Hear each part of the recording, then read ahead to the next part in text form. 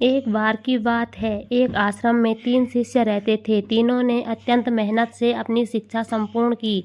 तत्पश्चात तीनों शिष्य गुरुदेव के पास गए और बोले, गुरुदेव, अब हमारी शिक्षा संपूर्ण हो गई है।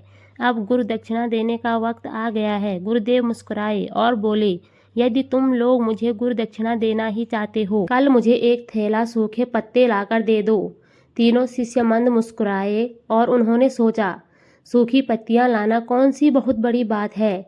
अगली सुबह तीनों शिष्य पास ही के जंगल में दक्षिणा हेतु सूखे पत्ते एकत्रित करने के लिए गए, परंतु उन्होंने यह देखकर आश्चर्य हुआ कि जंगल में सिर्फ एक मुट्ठी सूखे पत्ते बचे हुए थे। यह देखकर वो तीनों बहुत अधिक परेशान हो गए। उन्होंने सोचा, अब गुरुदेव को दक्षिणा कैसे देंगे। तभी सामने से एक किसान आता हुआ दिखाई दिया, जिसने एक थैले में ढेर सारे सूखे पत्ते लिए हुए थे।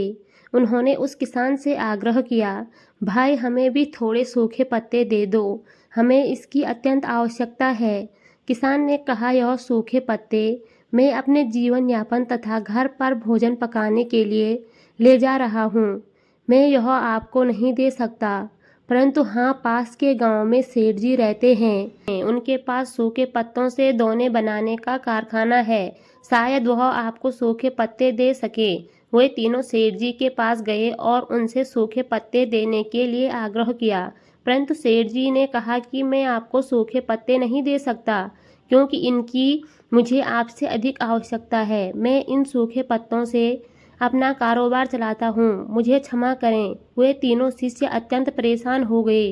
उन्होंने बहुत लोगों से पूछा तो पता चला कि पास में ही एक बूढ़ी दादी रहती है। वे सूखे पत्ते एकत्रित करती है, हो सकता है उनके पास से मिल जाए।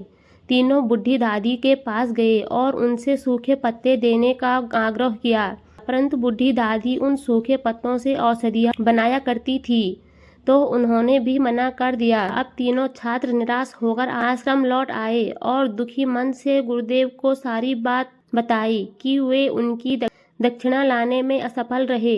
तब गुरुदेव ने कहा, मेरे बच्चों, मुझे दक्षिणा की अभिलाषा नहीं है। मैं तो तुम्हें बताना चाहता था कि इस दुनिया में किसी भी चीज़ को छोटा नहीं समझना चाहिए।